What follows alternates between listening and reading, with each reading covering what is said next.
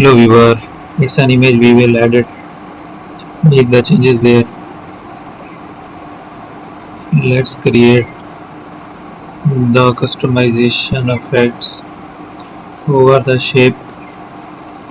We can generate the different options here to make it more attractive. We will increase the grayness here, add some intensity, also find hue and saturation to make there use the lightness to add some brightness here.